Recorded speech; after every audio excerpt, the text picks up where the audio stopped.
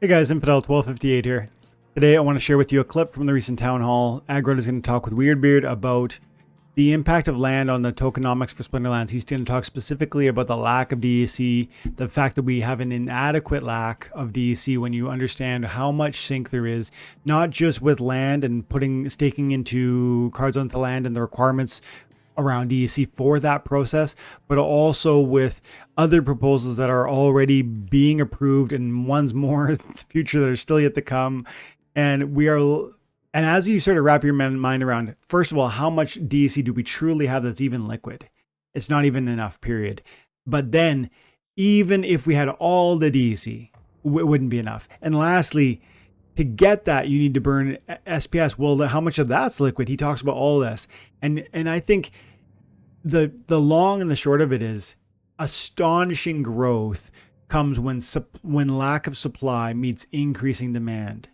That's where tokenomics go parabolic. That's where cryptos go wild. And that's what I think he's about to describe to us. He's going to give us the case for why, and I've given it to you too, but he's going to give us the case for why we need to, DEC is going to return to peg.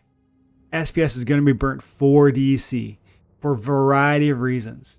The deletion of that SPS to enter into the game, to enter into the liquidity pools of this space are going to be desirable and drive new purchase of SPS, which is going to be pulling from a small pool of that because only a fraction of all SPS is available, guys. Most of it's locked up. He's getting into all this. Listen to this and let it inform your confidence for what the tokenomics and where the cryptos of this game might go in the future. Before we get into that, Splintercoach.com is a website that'll track your personalized battle history, and it'll allow you two things. One, to have some entertainment as you peruse how you win, when you win, how you lose when you lose, under which rule sets and mana caps, also which summoners you play with, which monsters, etc. All that data is interesting to look at, but two, it'll help you get better. One of the things that I've learned through this tool over the last 3 months is that I definitely have strong suits. There are certain summoners and certain splinters that I thrive with. My fire one, I've gotten a lot better through the use of this tool. Yasik I was struggling with it. I'm now winning record with my Yasik. My blue team, which I play all the time, really does still struggle. I've been dropping with my Kelly more recently, like worse and worse, unfortunately. Possibilities is fine, but very niche. Green, I do quite well with. Immortalis wins and plays quite a bit. White, I very rarely win with. It's really Grandmaster Wraith or nothing, and even that's below 500. Death really does thrive. Thaddeus Brood, to me, is still one of the most underrated summoners, cost-wise, performance-wise in the game. That Astral Entity, amazing also, but a little bit more niche. Obviously, dragons are amazing. Shield Paw and Quicks are so worth it. And so all of that analysis that I just gave at you in 30 seconds has come out of this tool that is and distilled down the data of my time over the last 3 months with this game. And so I think that's super valuable. $5 a month. Check it out. Splintercoach.com. I think you'll enjoy it. Plus it will help. Check it out. So there's a clip from the recent town hall. Aggie and Weirdbeard are talking about, they talked about land. It's coming. August is happening. And as they get into that conversation, we're now at a place where Aggie's going to speak to, there's not enough DEC, and he tabulates how much DEC is there and where is it. Of the DEC that exists, roughly 5 billion, only about 2, maybe 3 million are actually available. That's not nearly enough when we need 7.5 to fully fill our land. But then in addition to the requirements of DEC around land, people now can buy Riftwatcher packs with land, and with DEC, and so as a result, people want, and they've been doing that. 50,000 DEC, $50,000. I think if I did the math correctly, I forget how many. I think it was 500,000 DEC ended up in the DAO through this process already, and so $50,000 worth of money is being chased after these resources. So my point is, it's not just staking cards on land. DEC is needed for a lot of reasons and a growing number of reasons. And I think we're going to see even more to come. And so I really think we heard Aggie talk in the last town square about how he wants real world ways to spend your DEC. And so DEC is there's not nearly enough of it.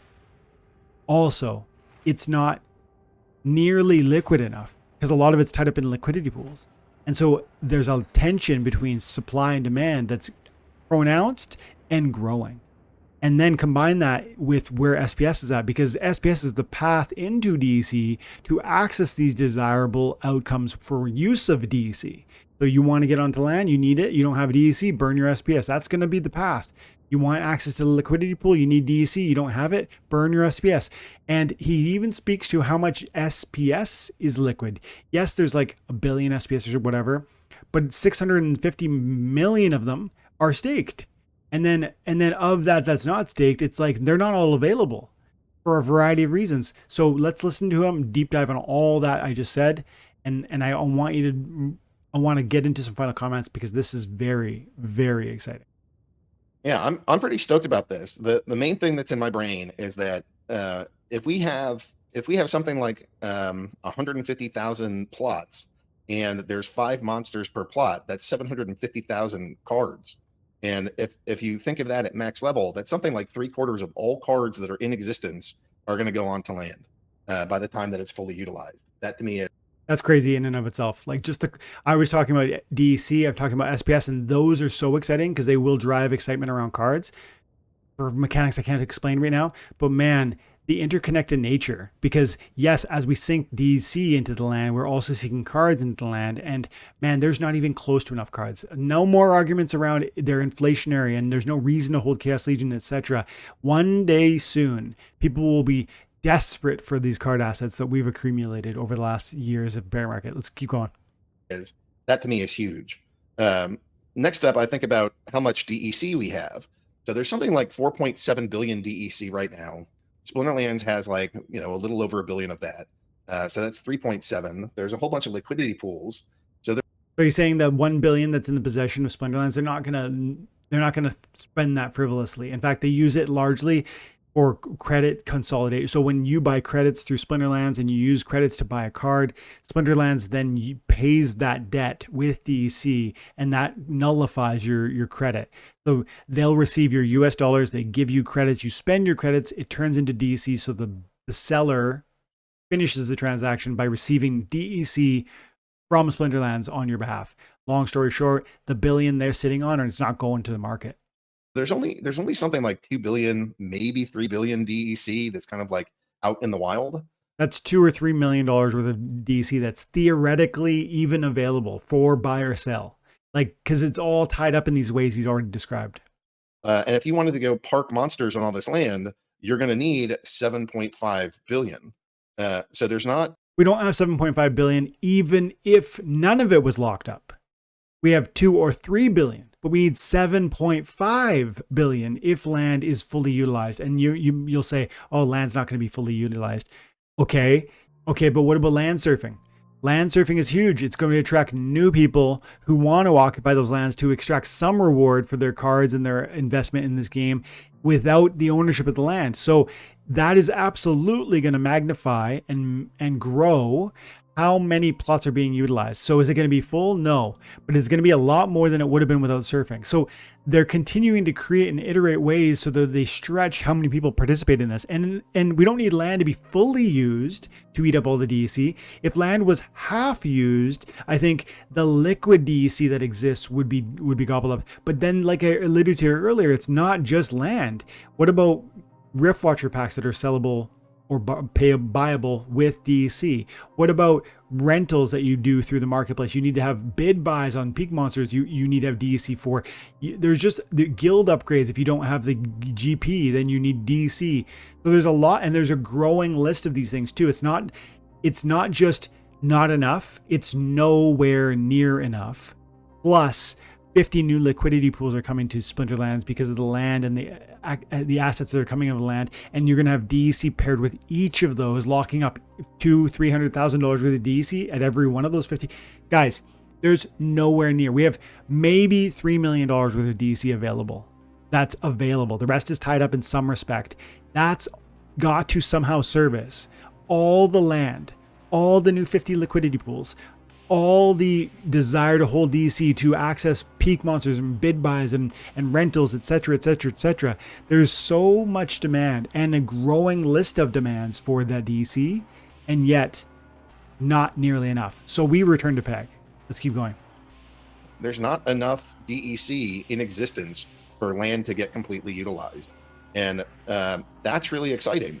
So, and it's, if that, the only way to get it is, if you take care of business on the SPS side. So if that happens, and I guess also I'm thinking like, we still have, even if the proposal of Matt's passes for Rift Watchers cards for DEC, that's like a 10 billion DEC sink there as well. So there's something like 17 billion DEC that can get sunk and only 2 billion DEC in existence. And then on the SPS side, you have like 1.1 billion, I think is how many there are, somewhere in that range. You have just like a small number, not that much. Yeah, but it's 676 of that is already staked. The DAO and SPS. So like 1.1 billion SPS, 70% of it's staked already. Not going anywhere. 4 weeks of, unstaking required if it needed to be. Not going anywhere. Combined have something like 260 million of them. You have liquidity pools, which I think are just under 100 million, which means that like only 10% of the supply of SPS is really liquid. So, if you have to take 17 billion SPS out of circulation, and you can only do that by 10% of the SPS pool, like that math is swimming in my head every single.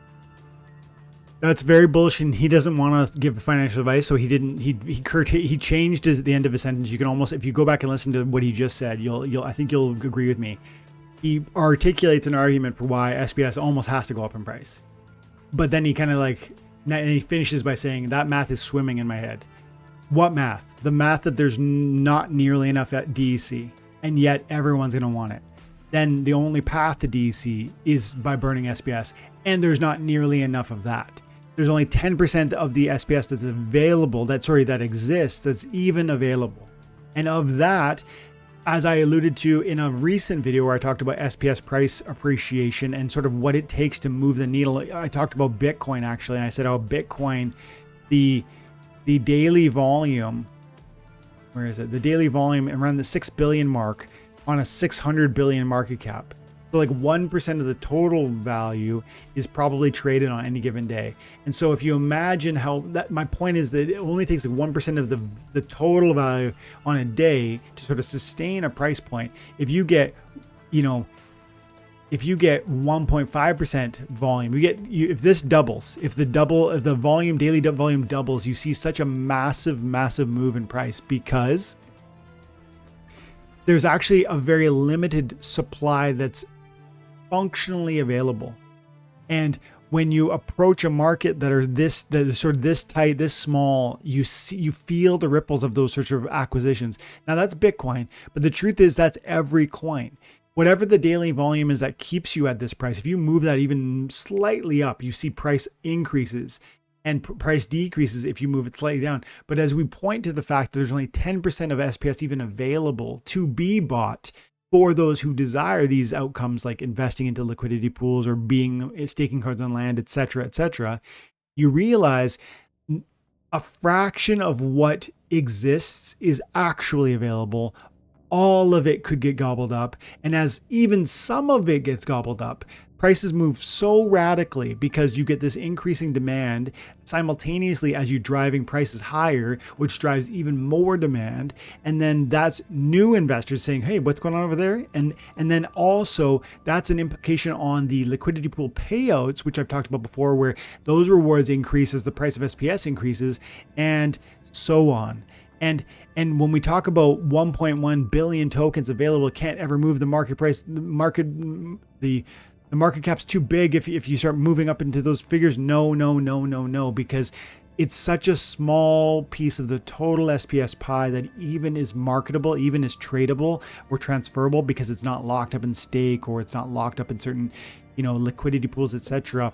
And so from that perspective, and because of all the justifications we see around DEC and the games changing and land coming to the game and Rift Watchers, etc., there's just so many reasons to see that right now is such an exciting moment. And I'm so confident that I'm actually perfectly confident that Aggie's thought in this moment is SPS Moon.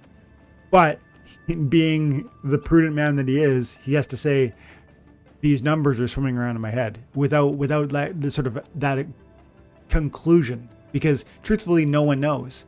But man, you tell me in the comments below, isn't this an exciting moment? Don't you have reason to be optimistic about 1, DEC returning to peg, 2, SPS being sought after because people need DEC for the variety of reasons already mentioned, and that they will seek after SPS for those reasons? And then if so, that SPS therefore must go up in price. And then if it goes up in price, it has an implication on like I said, the existence and the sort of the growing interest in SPS. SPS price goes up, more people want to buy SPS. Shouldn't be the way it is, but it is. And it will be. That's how FOMO happens. That's how parabolic moves occur. And so small incidental growth can happen just naturally from like 2 cents to 10 cents. I wouldn't be surprised if out of the flywheel and the land and etc. But then out of that place, you start seeing a change in liquidity pool rewards, and you start seeing new investors being excited about what this game is and what it can do. And that's where new money start flowing in. At the beginning of the town hall, they talk about new SPS and DEC on-ramps that are going live on Tuesday that are through, I forget who, some partner that they use. So man, they're positioned. This is exciting. I can't wait. What do you think? Have an amazing day. God bless.